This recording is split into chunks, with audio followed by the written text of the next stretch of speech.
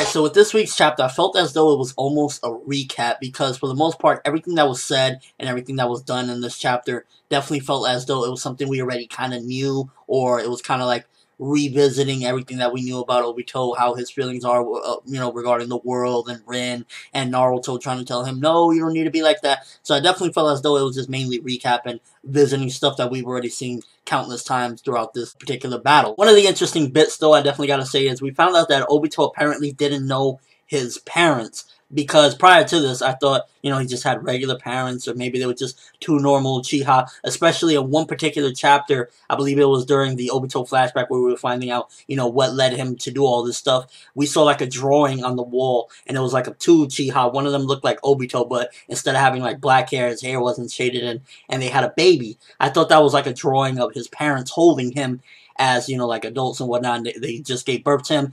But I'm starting to think that maybe that drawing was actually Obito imagining him and Rin giving birth to a child. Because it was a sketch, and it was alongside a bunch of other sketches that he had done of like his team and whatnot. So if he didn't know who his parents were, and he never had any form of knowledge of them, then he wouldn't be able to draw a sketch of them. So that's either A, Kishimoto just decided, you know what, fuck that, I'm just gonna change that, or B, from the get-go, that was just him like imagining him and Rin having a kid together, so he sketched it out what it would look like. Or there's also the possibility that he just imagined what his parents looked like and drew that as well. I wish it would have been brought up prior to this moment, and we would have got that as well, so it kind of would have been like, oh wow, so he was even alone, as well as, being everything that he already was. So it's kind of like a little bit thrown out there. Like, I wish there was a bit more like foreshadowing of this as well, but nonetheless, I guess we got a little bit more knowledge regarding Obito and just why he's so fucked up. He didn't really have anybody to tell him, yo, don't be fiending over girls at the age of like 12 and 13 and 14.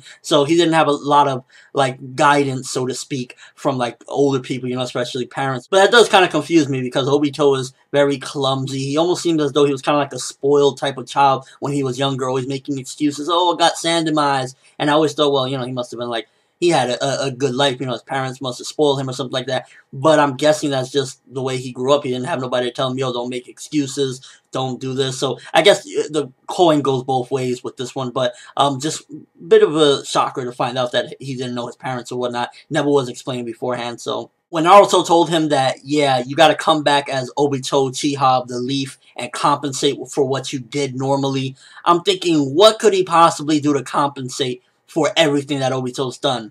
I mean, really, is he going to bring back Minato and Kushina? Is he going to bring back the Uchiha?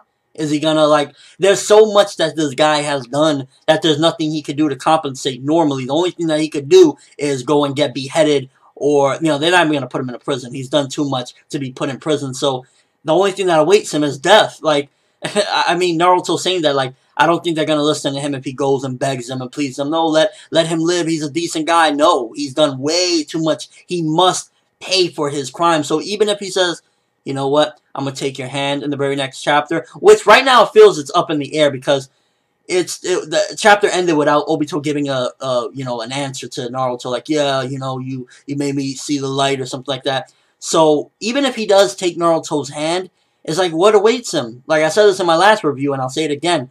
What awaits Obito if he goes into the good side? Death. That's really it. Execution. I don't even know if they do execution in Naruto World because I've never really seen any cases like that. But, like, that's the only thing that awaits him. Then fuck it. Just continue doing you, bro. You've gone this far.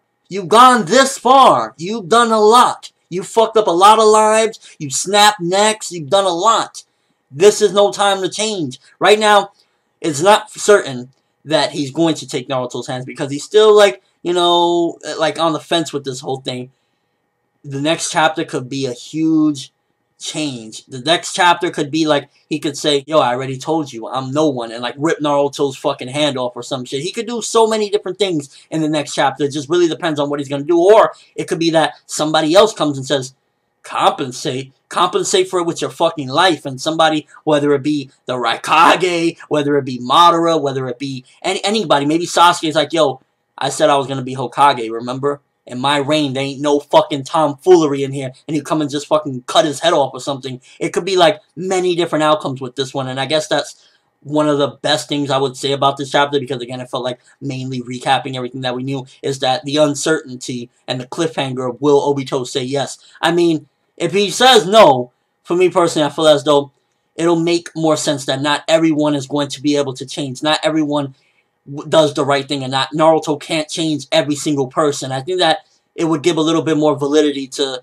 the real world, so to speak, and the real world aspects of everyone ain't always going to be good. Everyone ain't going to Nagato it up. And I think that I would like that outcome more. If, like, either A, he does accept it and somebody just comes and fucks his shit up before he can do anything else, or B, he says, I'm already committed to this, I'm sorry, and just, like, attacks Naruto right there or something. That's the only options that I would definitely see it more viable. Because if he just says, yeah, you're right, alright, put me in cuffs, come, let's go cut my fucking head off, then it's like, what? But overall, for what felt like a recap chapter with basically not really progressing anywhere aside from Naruto asking him, are you going to join our side? I definitely say that it was mainly just a standstill and just refreshing some things that we already knew. I guess the little bits that we did get that were new knowledge is Obito didn't know his parents and he grew up without parents.